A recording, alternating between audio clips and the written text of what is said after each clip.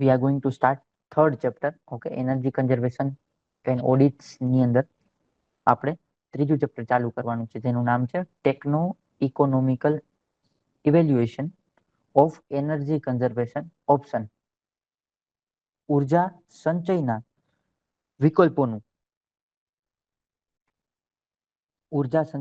વિકલ્પોનું techno economical વિશ્લેષણ આપણે કરવાનું છે. બરાબર, શરૂઆત કરીએ આપણે. અથવા તો જો શરૂઆતની સ્ટાર્ટિંગની વાત કરીએ આપણે તો શું છે, આ યુનિટમાં આપણે એનર્જી કન્ઝર્વેશન અને મેનેજમેન્ટ, બરાબર, ઓકે, એના પછી જો આગળ આપણે વાત કરીએ તો આ યુનિટની અંદર આપણે મોટા ભાગના લગભગ એનર્જી કન્ઝર્વેશન પ્રોજેક્ટ નાના હોય મોટા હોય, બરાબર, આ બધામાં ઇક્વિપમેન્ટની જરૂર પડે.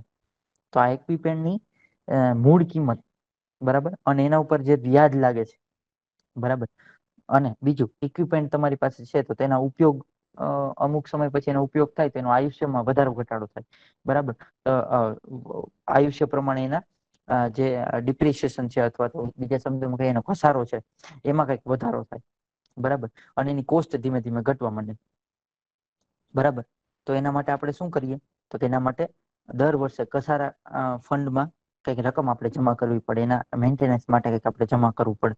તો એનો ખર્ચ કેવી રીતે થાય, આ બધું વસ્તુ કેલ્ક્યુલેટ કરીએ, બરાબર, તો એનર્જી સંચયથી આ ખર્ચને આપણે પહોંચી વળાય છે કે કેમ, બરાબર, વધારાનો ફાયદો થાય તો આ પ્રોજેક્ટને આપણે આર્થિક રીતે સદ્ધર બનાવી શકીએ કે કેમ, એનું એનાલિસિસ કરવાની જરૂર પડે, બરાબર. આ બધી જ આપણે કેલ્ક્યુલેશન કરીને છેલ્લે આપણે શું કરવું પડે, તો કે એનો વધારો ઘટાડો કેટલો છે, આપણને ફાયદો કેટલો મળે છે, શું થાય છે, એનું એનાલિસિસ કરવું પડે, એનું વિશ્લેષણ કરવું પડે. તો આ માટે આપણે શું કરીએ છીએ, આ યુનિટની અંદર જુદી જુદી એનર્જીની જે આપણી પાસે ટેકનિક્સ છે એનો યુઝ કરી અથવા તો એનર્જી સંચયનો આપણે અથવા તો એનર્જી કન્ઝર્વેશનનો આપણે ઉપયોગ કરી અને કઈ રીતે એનું કેલ્ક્યુલેશન કરી શકાય ને અલ્ટિમેટલી આપણે આઉટપુટ કેટલું મળે, શું મળે, કઈ રીતે મળે, એના વિશે આપણે ચર્ચા કરવાની છે. તો સૌથી પહેલા વાત કરીએ need of energy efficient devices. Energy efficient ડિવાઇસીસનું જરૂરિયાત શું છે, શું કામ આપણે એનર્જી એફિશિયન્સી ની ડિવાઇસનો આપણે યુઝ કરીએ છીએ, એનર્જી એફિશિયન્ટ ડિવાઇસનો યુઝ આપણે શું કામ કરીએ છીએ. ફર્સ્ટ થિંગ, બરાબર, તો આ વિશ્વ આખું છે, બરાબર, એમાં વસ્તી વધારાનો દર કેટલો છે, તો કે 1.8% છે. Rate of rise of population કેટલું છે, તો કે 1.8% દરે વસ્તીમાં વધારો થાય છે. જ્યારે એનર્જી વપરાશનો દર કેટલો છે, 2% છે. જ્યારે આપણે એનર્જી વપરાશનું જે રેટિંગ છે કેટલું વધતું જાય છે, તો કે 2% જેટલું વધે છે, બરાબર. પોપ્યુલેશન 1.8% છે અને એનર્જી 2% જેટલી વધે છે. એટલે પોપ્યુલેશન કરતા આપણે એનર્જીનો જે વધારો છે આપણે એ વધારે થાય છે. આપણે એનો ઉપયોગ શું કરવા માંડ્યા છીએ, વધારે કરવા માંડીએ છીએ. ઓકે, એટલે કે એનર્જી વપરાશમાં ઘણો વધારો થાય છે. હવે પૃથ્વીના પેટાળની જો વાત કરીએ, બરાબર, પૃથ્વીના પેટાળની અંદર શું છે, તો કે એમાં કોલસો છે, ખનિજ તેલ છે, બરાબર, આ બધી વસ્તુ છે. તો આ બંને પ્રકારના જે સ્ત્રોત છે, બરાબર, એ પુનઃ અપ્રાપ્ય પ્રકારના ઉર્જાના સ્ત્રોત છે.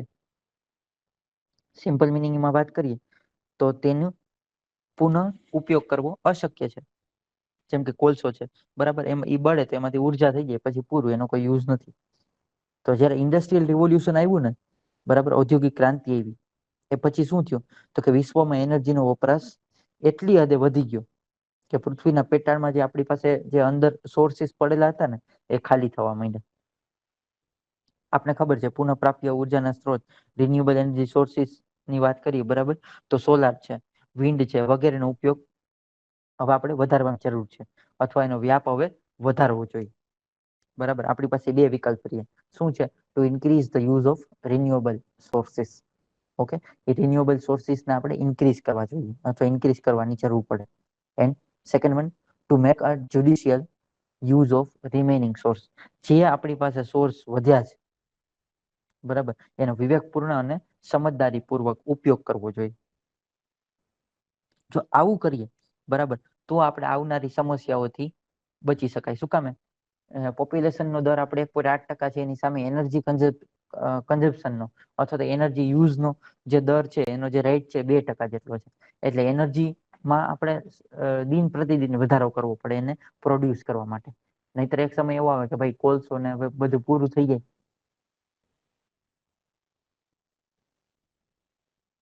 તો આપણે ડિપેન્ડ કેના પર રહેવું પડે? તો આપણે ડિપેન્ડ રહેવું પડે ઓનલી ઓન જે રિન્યુએબલ સોર્સિસ છે એના પર. પણ અત્યારથી જો આપણે એનો વિવેકપૂર્ણ ઉપયોગ કરીએ તો દરેક દિશામાં આપણે આગળ વધી શકીએ અથવા વધી શકાય. ઓકે. આ ઉપરાંત આના સિવાય આપણે શું કરવું પડે? વધારે કાર્યદક્ષ સાધનનો ઉપયોગ કરવો પડે. આપણે ચેપ્ટર 2 માં જોયું, બરાબર. આપણે energy efficient motor, energy efficient fan, energy efficient જે કાંઈ બીજા ઇક્વિપમેન્ટ છે એનો યુઝ કરવો જોઈએ, અથવા તો એનર્જીનો જ્યાં જ્યાં વધારે વપરાશ થાય છે અથવા તો જ્યાં વેસ્ટ જાય છે એનર્જી, ત્યાંથી આપણે બચાવવી જોઈએ, બરાબર. તો એ રીતે આપણે ઘરમાં છે, ઉદ્યોગમાં એ એનર્જી બચાવીએ તો એનર્જીની બચત થઈ શકે. આનાથી શું થાય? આથી ઉદ્યોગોમાં મેન્યુફેક્ચરિંગ ઇક્વિપમેન્ટ તમારી પાસે જે છે અને ટેકનોલોજીમાં બદલાવ લાવી શકાય અથવા બદલાવ લાવવા જોઈએ. ઓકે. અને આવી પણ રહ્યા છે જોકે. તો આવી કાર્યદક્ષ મશીનરી જે આપણી પાસે છે એને સ્થાને આપણે શું કરીએ? વધારે કાર્યદક્ષ મશીનરીઝનો ઉપયોગ કરવો જોઈએ, જેથી ઉર્જામાં બચત થાય, બરાબર. આપણી એનર્જી છે એ સેવ થાય, બચી જાય. ઓકે. તો આના માટે આપણે શું કરવું જોઈએ? તો કે સ્ટાફિંગ અને ટ્રેનિંગ ગોઠવવા જોઈએ. સ્ટાફિંગ અને ટ્રેનિંગને આપણે ગોઠવવા જોઈએ, એનો યુઝ કરવો જોઈએ. તો સ્ટાફિંગ અને ટ્રેનિંગ છે શું હકીકતે? એનર્જી કન્ઝર્વેશનના આપણે બે ભાગ કરી શકીએ. બે રૂપે ટેકનોલોજીનો ઉપયોગ આપણે કરી શકીએ અથવા તો એવા સાધનો આપણે વિકસાવી શકીએ. ઓકે. અથવા તો આપણે જૂની પ્રક્રિયાને બદલીને શું કરી શકીએ? નવી ટેકનોલોજી વાળા અથવા તો એને પ્રોસેસ કરી અને એના માટે યુઝ કરીએ. તો એના માટે આપણે યોગ્ય સ્ટાફની જરૂર પડે. ઓકે. ટ્રેનિંગ પ્રોગ્રામ આપણે એના માટે ગોઠવવા જોઈએ. સ્ટાફિંગ માટે જે સ્ટાફ છે, બરાબર, એ લોકો માટે ટ્રેનિંગ પ્રોગ્રામ યોજીને આપણે શું કરવું જોઈએ? જૂના સ્ટાફને નવી ટેકનોલોજી વાળા મશીન વિશે થોડી માહિતી આપવી જોઈએ, બરાબર. એને પૂરતા પ્રમાણમાં જાણકારી હોવી જોઈએ. ઓકે. એના માટે આપણે એને ટ્રેનિંગ આપવી જોઈએ. જૂનો સ્ટાફ જો સક્ષમ ના હોય એના વિશે, બરાબર, તો મશીનરી અંગે જાણકારી મેળવવા માટે આપણે સ્ટાફની ભરતી કરવી જોઈએ, બરાબર. નવા સ્ટાફને આપણે યુઝ કરવો જોઈએ. ઓકે. તો આ બધી વસ્તુથી આપણે એને બચાવી શકીએ એનર્જીને. ઓકે. તેની વાત કરી. ઓકે. આપણે હવે એના માટે શું કરવું જોઈએ? તો કે calculation of costing of energy conservation project. Energy conservation પ્રોજેક્ટની અંદર ગણતરી અને એનો ખર્ચ કઈ રીતે થાય એના વિશે થોડી આપણે વાત કરીએ, બરાબર. એનર્જી કન્ઝર્વેશન પ્રોજેક્ટની અંદર શું છે? તો કે એ પ્રોજેક્ટ ના સ્થાપન તથા એને સંચાલન, એને ચલાવવા માટે આપણે મૂડીની જરૂર પડે, પૈસાની જરૂર પડે, બરાબર. પ્રોજેક્ટ સ્થાપવાથી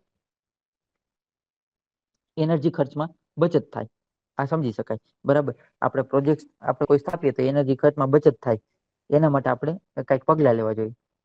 આ બચત સારી એવી જોતી હોય, બરાબર, કે જેથી કરીને આપણે શું કરીએ? તો કે પ્રોજેક્ટનો ખર્ચ અમુક સમયમાં ભરપાઈ કરી શકીએ. જો એનર્જીમાં બચત થઈ જાય તો આપણે જે પ્રોજેક્ટ માટે મૂડી લીધી છે, લોન લીધી છે, જે કાંઈ છે તે એને આપણે પાછા રિટર્ન કરી શકીએ. જો આમ ન થાય તો શું થાય? તો કે પ્રોજેક્ટ સ્થાપવાનો કોઈ મતલબ જ નથી. આવું ન થાય તો પ્રોજેક્ટ સ્થાપવા એને ઇન્સ્ટોલ કરવાનો કોઈ મતલબ જ નથી, બરાબર. એના માટે આપણે ઘણા બધા નીચેના મુદ્દાઓ છે, જોઈએ આપણે શું છે. તો કે project should be profitable. Project પેલી વાત તો નફાકારક હોવો જોઈએ, બરાબર. પ્રોજેક્ટ કેવો હોવો જોઈએ? નફાકારક હોવો જોઈએ. પ્રોજેક્ટના okay it gives maximum economical result, બરાબર. એ વધારે ને વધારે પ્રમાણમાં ઇકોનોમિકલ રિઝલ્ટ મને આપવું જોઈએ, બરાબર. વધારે પ્રમાણમાં મને ઇકોનોમિકલ રિઝલ્ટ આપવું જોઈએ. ઓકે. તો પ્રોજેક્ટના એના કંઈક હેતુ હોય, એ હેતુ માટે આપણે અન્ય વિકલ્પોની આપણે જો કમ્પેર કરીએ તો શું થાય? તો કે પસંદ કરેલા પ્રોજેક્ટ વધારે નફાકારક હોવા જોઈએ, બરાબર. એના વિશે આપણે જે વાત કરીએ. ઓકે. ત્યાર પછી મહત્તમ એટલે કે મેક્સિમમ તમારું આર્થિક પરિણામો મળે તે માટે પ્રોજેક્ટનો સ્કેલ પ્રમાણસર હોવો જોઈએ, બરાબર. એનો આપણે સ્કેલ, એની કોસ્ટ જે છે, બરાબર, એવી રીતે રાખવી જોઈએ, બરાબર. Capital cost should be available થઈ જાય, બરાબર.